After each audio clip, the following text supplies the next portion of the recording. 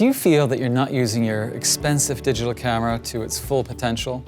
That's very common. In fact, most beginner photographers only use their digital camera for photos they could easily capture with their own smartphone camera. But it doesn't have to be that way. My name is Mark Hemmings, and I'm an internationally recognized photographer and photography instructor. And in this video, I'll share with you 3 advanced techniques for stunning photos that you could only take with your digital camera. These techniques will be the stepping stones to take your photography to the next level.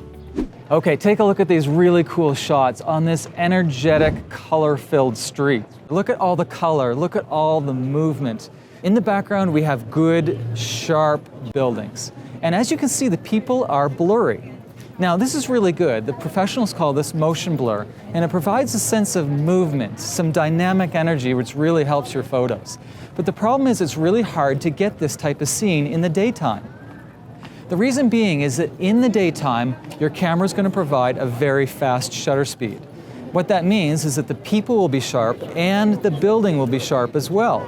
Well, how do you get around that? Well, you use a slower shutter speed.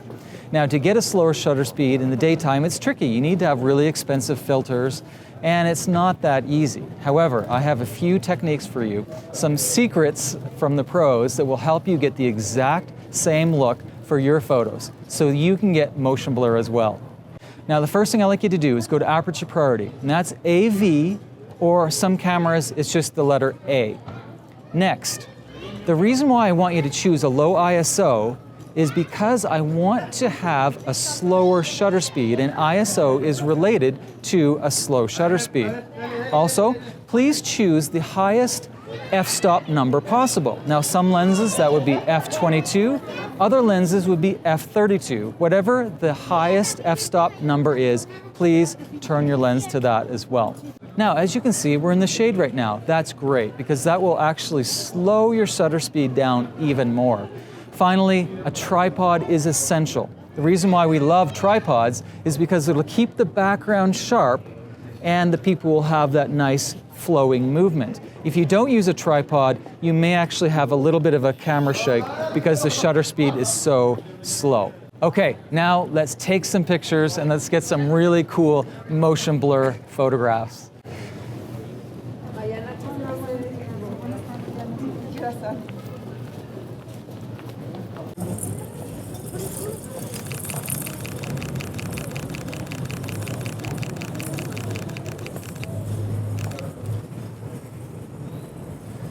Okay, so I got the shot. I absolutely love it. Now, as you can see, the background's nice and sharp, and the people moving by have that motion blur that really add an amazing sense of movement and dynamic action.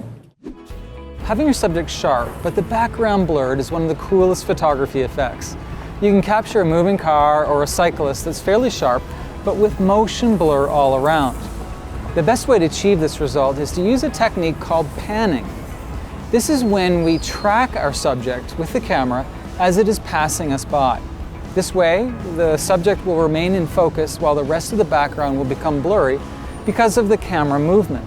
Okay, I'd like to give you an example of just how we do this. Now, I'm going to wait for a really interesting looking car or someone on a motorcycle to go by me, and I'm going to pan my camera to track the subject, and let's see what happens. Okay, so I had a really great surprise. I got 2 people walking up the street, one with a huge collection of balloons. Now, as you can see, the background is blurry, but the people are actually sharp because they're moving pretty quickly. This is really great. Now, one little thing, I want to give you a technical note, is that when you're doing this type of photography, it's always best to photograph at around dusk or just before the sun sets because we want low light. Low light usually means a slower shutter, which means that you can actually get this panning effect. It's really effective. Also, you may need to go to manual focus. Not always, but if you have a hard time focusing when you're doing this effect, switch to manual focus and you should be absolutely fine. Now, about camera modes. I personally like to use aperture priority because I'm used to it and I feel I have a lot of control. However, for this type of scene, shutter priority works really well as well because you can actually control how much blur there is in the background when you're doing the panning shot. For more blurry background, you would actually go to f11 if you're at f8, because that will provide a slower shutter speed. However, if you feel it's way too blurry and it doesn't look good, you could actually go to f5.6, which would actually give you a slightly faster shutter speed, which would actually control how much background blur you have. I would like to share with you an amazing technique for taking really cool pictures at night or at dusk when it's getting pretty dark out. It's called light trails, and it's a result of having a long exposure. Now, what we're going to do is make use of the light coming from the headlights of cars, of trucks, and motorcycles going under this bridge. It's going to be a really cool effect, because what's going to happen is the camera is going to have a very long shutter speed, which makes the light very blurry. Now, we won't see the vehicles because of the long exposure, but we will see the light. Let me show you first what we need to do in our camera. I'd like you to switch to aperture priority. Also, I'd like to make sure that you're at your lowest ISO possible. That would be ISO 100, or in some cameras, ISO 200. Also, I want to make sure that your aperture's f-stop is at the highest number possible. For example, maybe your lens is f22 for its highest, or maybe f16 or even f32. Whatever the highest f-stop number is for your aperture, place it on that. Okay, the next thing, make sure you have a tripod. It's critical. This won't work without a tripod. You could possibly rest your camera on a solid surface. However, a tripod has a little bit more flexibility, so that's what I suggest. Now, when you're ready to take the picture, make sure you've composed it the way you wanted it and you're ready to go. Now, you don't need to worry about camera shake. You don't need to have a 10-second or 3-second timer, because the picture's so long, even if you do shake the camera just a little bit, the exposure could be as much as 1 or 2 minutes long, so be prepared for a long wait. Okay, let's do a test run. I see some cars coming down now, so I'm going to take the picture, and now I'm just going to wait.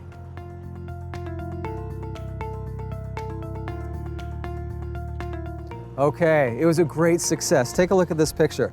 We have really great exposure all around. The street is exposed perfectly. We have lovely light on the sides, but what we have are streaks of light. You can't see the cars, only the light. It's a great success. Just remember, you don't have to rely on headlights. I could go on the other side of this bridge and get the red tail lights, which could even be cooler. Don't forget, anything that is moving that has bright light, you can use this technique on. It will radically enhance your photography. Have fun. Thank you so much for watching. I really hope you enjoyed this video, and I hope that you got a lot of value out of it. Now, there's so much more I'd like to tell you about digital photography. And while I didn't hold anything back, there's only so much I could share with you in a short video like this. And that's why I've recorded an entire video course about taking incredible photos with your digital camera, and finally taking your camera off of the auto mode. So if you'd like to find out more about my digital photography course, you'll find more information right under this video. So take a look at my full digital photography course, and I hope to see you there.